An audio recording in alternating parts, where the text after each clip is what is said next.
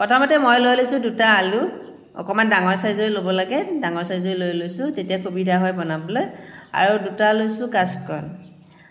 আৰু কি বনাও আপোনালোকে মোৰ ভিডিওটো চাই থাকক স্বাগতম জনাইছো সকলোকে মোৰ ইউটিউব চেনেল উন্নতি ভিডিওলৈ আশা কৰো আপোনালোক সকলো কুশলে আছে আৰু মোৰো ভাল মই কুশলে আছো এতিয়া প্ৰথমতে আলু দুটা মই ধুনিয়াকৈ সাফা কৰি লম কাটি লম বাকলিটো আৰু ধুই কৰি লৈ লম এটা হৈ গল আৰু আনটো ঠিক তেনেকৈ মই বাকলিটো কাটি লম আৰু এয়া হৈ গল দুটাই মই কাটি পেলালো আৰু এতিয়া লৈছো কাচকলটো মই এনেকৈ কাটিছো আৰু কেঁচাই হৈছে কাচকলটো কেঁচা কাচকল খাবলৈ বেছি টেষ্টি হয় খাবলৈ বা বনাবলৈও বহুত ভাল লাগে আৰু মই কাচকলৰ বাকলিটো এনেকৈ কাটি লওঁ কটাৰীখনে আঁকি লওঁ তাৰ পিছত ধুনিয়াকৈ গুছুৱাই দি দিওঁ তেতিয়া হাতত মানে এঠাও নালাগে আৰু ভিতৰৰ কলটো কাটা নাযায় আৰু বাকলিটো খুব সোনকালে খুলি আহে আৰু আপোনালোকে কেনে ধৰণে বনায় বা বাকলিটো কেনে ধৰণে কাটে কাচকলৰ মোক জনাবচোন সৰু সৰু টিপছ বিলাকে কেতিয়াবা বহুত ডাঙৰ কামত আহে সেইকাৰণে ভাল লাগে আৰু এই কাচকলটো কাটি শেষ কৰিলো এটো হৈ গল কাটা আৰু এতিয়া ধুনিয়াকৈ ধুই লম কাচকল গিটা এ মই ধুই লৈছো কাৰণ এটা থাকে কাচকলত সেইকাৰণে ধুই লব লাগে তেতিয়া বনাবলৈ বা কাটিবলৈ সুবিধা হয় আৰু মই এখন পিহনা লৈ লৈছো আপোনালোকে কি কয় এখনৰ নাম মই নাজানো ইয়াতে সৰু সাইজ ডাঙৰ সাইজ মিডিয়াম সাইজ দুটাই থাকে আৰু মই এটো অকমান ডাঙৰ সাইজটোতে মই এনেকৈ কাটি লৈছো আলু গিটা এটা কাটি হৈ গল আৰু এটো কাটিছো মিহি সাজে বনাব পাৰে আপোনালোকে মানে যাৰ যেতিয়া যিটো ভাবত সুবিধা হয় মই এটোই ভাল পাওঁ অকমান ডাঙৰ হলে তে খাই ভাল লাগিব তেতিয়া সেইকাৰণে অকমান ডাঙৰকৈ মই কাটি লৈছো ডাঙৰ সাইজটোতে আৰু কাটি হৈ গল এতিয়া মই পানীত আলুখিনি ধুই লম কাটিলো আলুখিনি মই ধুই লৈছো অলপ 2-3 বাৰ ধুব লাগে পৰিষ্কাৰ হোৱাকৈ আলুৰ পৰা এটা এঠা জাতীয় পানী ওলাই সেইটো হলে ভাল নহয় বাৰে ধুব লাগে পৰিষ্কাৰ হোৱালৈকে আৰু কাটি শেষ হল এয়া দেখিছে কিমান সুন্দৰকৈ কাটি পেলালো মিহি হৈছে অৱশ্যে দুটা আলু ইমানখিনি হল সেইকাৰণে অকমান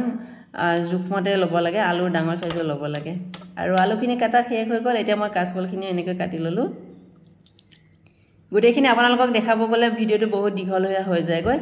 সকলে যাতে বুজি পায় সেইকাৰণে অলপে মই দেখাইছো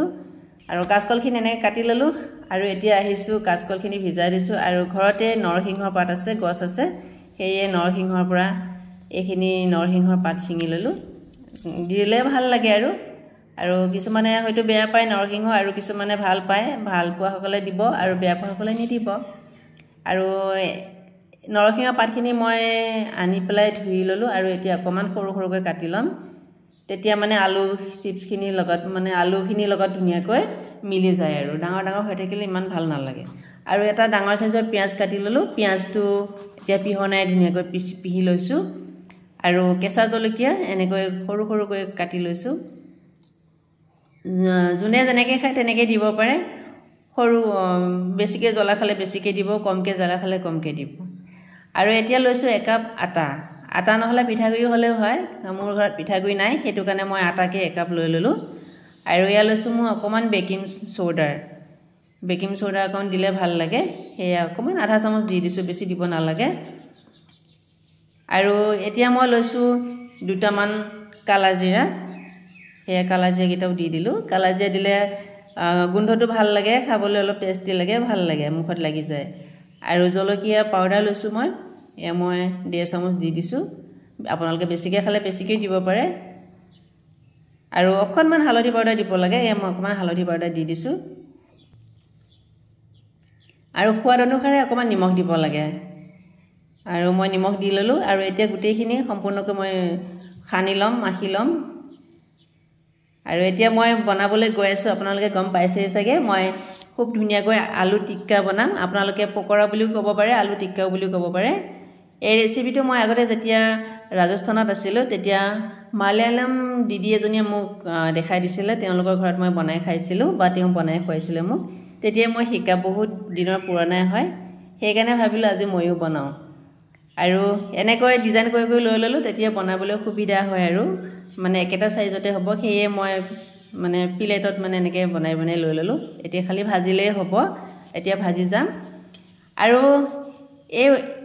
এই আইটেমটো মানে টিক্কাই কয়নে আপোনালোকে পকৰাই কয় মই আলু টিক্কাই বুলিয়ে কওঁ এইটো আলু টিক্কাটো কেতিয়াবা ভাতৰ লগত খাবলৈও ভাল লাগে আৰু মাজে সময়ে কেতিয়াবা মনত পৰিলে মই বনাওঁ ভাতৰ লগত দাইল ভাতৰ লগত খাবলৈ বহুত ভাল লাগে আৰু যেহেতুকে এতিয়া সবজিৰ দাম বজাৰত বহুত জুই চাই দাম সবজি খাবই নোৱাৰি আৰু এনেকৈ আপোনালোকে বনাই খাব পাৰে খুবেই টেষ্টি লাগিব খাবলৈ ভাল লাগিব ভাতকেইটা খোৱা যাব এনেকৈ বনাই পেলালো এইকেইটা হৈ গ'ল আৰু এতিয়া কাটি লোৱা কলৰ চিপছখিনি বনাবলৈ বাকি আছে এইখিনি মই বনাই আছোঁ লাহে লাহে আবেলি টাইমত চাহৰ লগত খাবলৈ মন যায় কিমান বিস্কুট আৰু চানা দি খাব সেই এইবোৰ বস্তু খাব লাগে বা ল'ৰা ছোৱালীক বনাই খাব পাৰে বা নিজেও খাব পাৰি এই ভাল লাগে